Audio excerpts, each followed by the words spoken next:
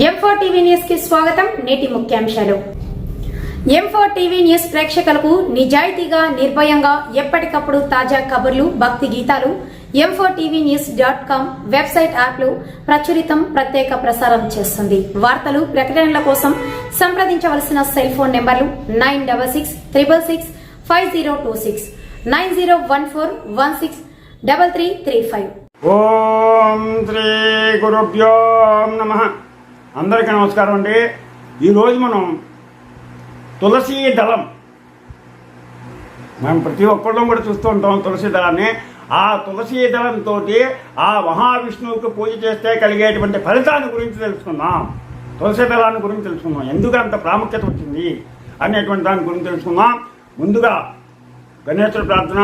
శుక్లాంబరధరం విష్ణు శశివర్ణం చతుర్భుజం ప్రసన్నవదనం ధ్యాయే సర్వవిఘ్నోపశాంతయే.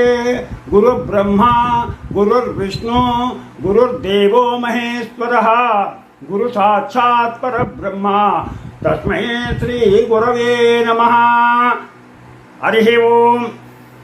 ఈరోజు మనం తులసీదళం గురించి తెలుసుకుందాం.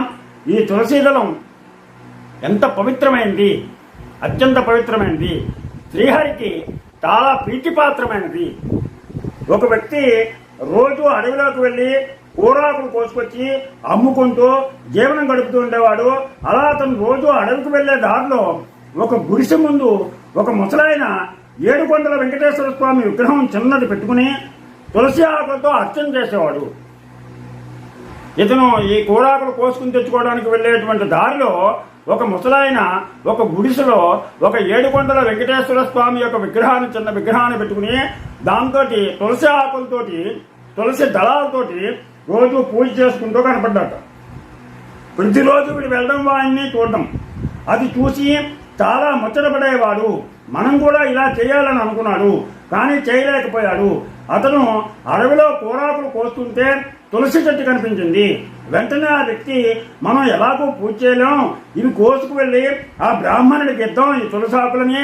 ఒక తులసి చెట్టు కనపడితే ఆ తులసి వృక్షాల నుంచి ఇతను ఆకుకూరలతో పాటు ఆ తులసి ఆకులను కూడా కోసి మనం ఎలాగా పూజ చేయలేం, చేసే వాళ్ళకి ఇచ్చి వాళ్ళ చేత చేయించినా మనకి కొంత పుణ్యం వస్తుంది, అందుకని ఆ బ్రాహ్మణుడికి ఇద్దామని చెప్పేసి తెచ్చాడు. కోసినటువంటి కూరాకులతో పాటు ఈ తులసి దళాలని నెత్తిన కట్టి పెట్టుకుని వచ్చాడు. అతనికి తెలియని విషయం ఏంటంటే, ఆ తులసాకులు, ఆ ఆకుకూరలు కోసేప్పుడు ఒక నల్లటి నాగుపాము పెద్దది దాంట్లో దూరిపోయి ఆ కట్టలోకి వచ్చేసి ఇతను నెత్తి మీదకి వచ్చింది. ఆ నెత్తి మీద ఉంది నాగుపాము. ఇతను వెళ్లి గుడిసె ముందు నిలబడగానే ఎవరో వచ్చి నిలబడ్డారని తల తిప్పి చూసిన బ్రాహ్మణుడితో, అయ్యా తులసీ దళాలు తెచ్చాను, పూజ నేను చేయలేను, అందుకే మీకు ఇస్తున్నాను, కొంచెం వీటితో పూజ చేయండి, తులసాకులు దొరికే నాకు అడవిలో తెచ్చాను, నేను చేయలేను, మీరు చేయండి అని చెప్పేసి అడిగాడు. అప్పుడు ఆ బ్రాహ్మణుడు ఒక నిమిషం కళ్ళు మూసుకుని ఆ బ్రాహ్మణుడికి తన దివ్య దృష్టితో తులసి దళాలను తెచ్చినటువంటి వ్యక్తి వెనుక రాహు, ఆ రాహు అన్నమాట, నల్లని సర్పం ఏంటంటే రాహు రూపం, రాహు ఆ రూపంలో వచ్చాడనమాట. రాహు నిలబడడం గమనించాడు. గమనించి అతడితోటి, నాయన నేను చెప్పే వరకు ఆ తట్టను నెత్తి మీద ఉన్నటువంటి తట్టను కిందకి మాత్రం తెంచకు అని చెప్పేసి గుడిసె వెనుకకు వెళ్ళి ఒక మంత్రం చెప్పించగానే రాహు వచ్చాడు.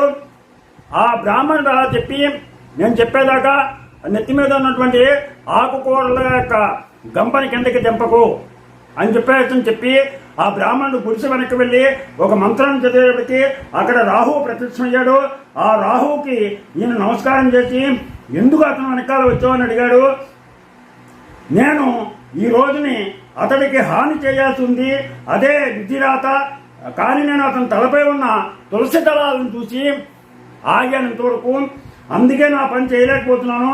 అతను దాన్ని కిందకి దించేసి ఆ తులసాకులను తీసేయగానే నేను అతన్ని కాటేసి అతన్ని చంపేసి వెళ్ళిపోతాను. అతను చనిపోయే సమయం వచ్చింది, విధివ్రాత అలా ఉంది, అందుకని నేను వచ్చాను అని చెప్పాడు. చెప్పేటప్పటికి విషయం వినగానే బ్రాహ్మణుడికి చాలా జాలేసింది. అయ్యో, నా కోసం తులసాకులు కోసుకొచ్చినటువంటి వీడికి ఇటువంటి గతి పట్టింది, ఏం చేయాలని ఆలోచించి ఎప్పుడూ రానటువంటి వాడు ఈ రోజు పూజకి తులసి దళాలను తీసుకురావడంతో ఇతనికి ఈ గండం నుండి తప్పించాలని ఏదైనా పరిష్కారం ఉందా అని అడిగినప్పుడు రాహు అప్పుడు చెప్పాడు, అయ్యా మీరు ఇన్ని రోజులు చేసినటువంటి పుణ్యఫలాన్ని అతడికి దానం ఇచ్చినట్లయితే ఈ గండం నుండి తప్పించవచ్చు అని చెప్పేసి రాహు చెప్పాడు. అయితే ఆ రాహుని ఈ బ్రాహ్మడు, అయ్యో నా కోసం ఈ తులసి ఆకుని తెచ్చాడు, దాంతో నువ్వు అతను ఎత్తి మీద ఉండిపోయావు, ఆ తులసి ఆకులతో పాటు నా కోసం తెచ్చినటువంటి ఇతను చచ్చిపోతే కనుక నేను చాలా బాధపడాలి, ఇతను బతికించే మార్గం ఏమైనా ఉందా అని అడిగేటప్పటికీ అప్పుడు రాహు ఏం చెప్పాడంటే, నువ్వు ఇన్ని రోజుల మట్టి ఈ తులసీ దళాలతో ఈ వెంకటేశ్వర స్వామిని అర్చన చేసిన పుణ్య ఫలాన్నంతటినీ కూడా అతడికి దారపోస్తే అతడు బతుకుతాడు అని చెప్పాడు. అప్పుడు ఆ బ్రాహ్మణుడు ఏమీ ఆలోచించకుండా, అయితే నా పుణ్యం అంతా కూడా అతనికి దానం ఇస్తున్నానని చెప్పడంతో రాహు ఆశ్చర్యపోయి సంతోషంతో వెళ్ళిపోయాడు.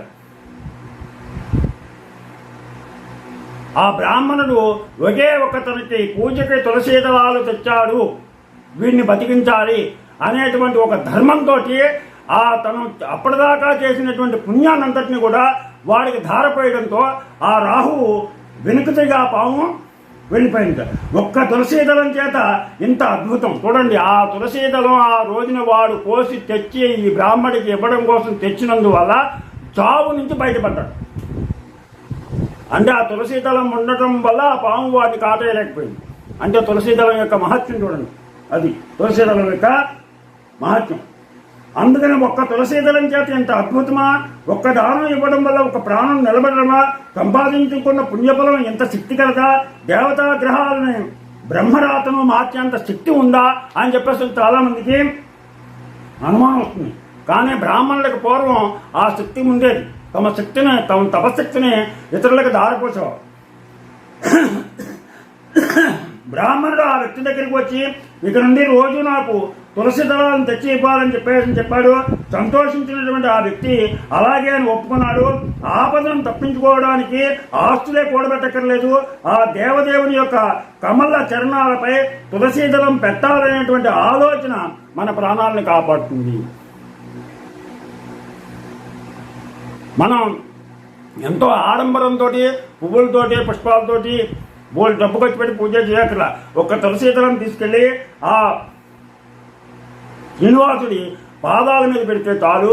మనకి అత్యంత భక్తి విశ్వాసాలతో పెట్టాలి.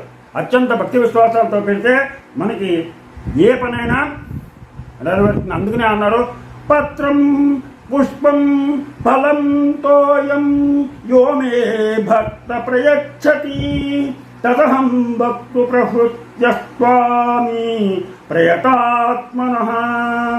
తదహం భక్తు ప్రహృత్యామి ప్రయతాత్మనః. ప్రేమతో భక్తితో ఎవడైనా నాకు పత్రం కానీ పుష్పం కానీ ఫలం కానీ చివరికి కొన్ని నీళ్ళైనా సరే, ఏమి లేకపోతే కొన్ని నీళ్ళైన భక్తితో సమర్పిస్తే నేను ప్రీతితో స్వీకరిస్తాను అని చెప్పేసి మనకు ఆ భగవంతుడు తెలియజేశాడు. ఈ కలియుగంలో మానవుడు అశాశ్వతమని, మనకి ఈ కలియుగంలో మానవుడి యొక్క జీవితం అశాశ్వతం. ఇవాళ ఉన్నాం రేపు ఉంటామో తెలియదు. మానవ జీవితం అశాశ్వతం, శాశ్వతం కాదు. అలా అని తెలిసి కూడా మనం కోరికలు లేకుండా ఉండలేకపోతే, జీవితం అశాశ్వతం అని తెలిసినా కూడా మనం కోరిక తీరిన వెంటనే ఇంకో కోరిక ఉద్భవిస్తూనే ఉంటుంది. అదే మానవ జీవితం.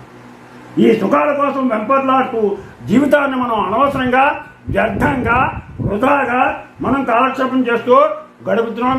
అందుకని ఎకనైనా ప్రజలందరూ కూడా, భక్తులందరూ కూడా తెలుసుకుని ప్రతినిత్యం ఒక్క 2 నిమిషాలు ఒక్క తులసీదళం తీసుకెళ్ళి ఆ హరి పాదాల మీద పెడితే మనకి అంత్యదశలో స్వర్గలోక ప్రాప్తి కలుగుతుంది. తులసీదళానికి అంత ప్రాముఖ్యత ఉంది. అందుకని ప్రతి ఒక్కళ్ళు కూడా తమ ఇంట్లో తులసి చెట్టుని పెంచండి. అలాగే పెంచిన చెట్టు, రోజు పూజించేటువంటి చెట్టును కోయకూడదు, వేరే ఇంకో మొక్కను కూడా పెంచుకుని దాని దళాలను కోసి వాటితో పూజ చేయాలి. రోజుకు ఒక్క దళం చాలు, ఒక్క దళం పెట్టడం చాలు. ఎంతో భక్తి వస్తుంది. భక్తి మనకి విశ్వాసంతో ఆ పత్రాన్ని సమర్పించడం వల్ల మనకి సుఖ సంపదలు, ఆయురారోగ్య ఐశ్వర్యాలు, చివరికి అంత్యదశలో స్వర్గలోక ప్రాప్తి, వైకుంఠ ప్రాప్తి కలుగుతాయని తెలియజేస్తూ, మీకు నా ఛానల్ కనుక నచ్చితే సబ్స్క్రైబ్ చేయండి, అలాగే లైక్ చేయమని కోరుతూ మీ రాబాగ ఒకటి ప్రభాకర్.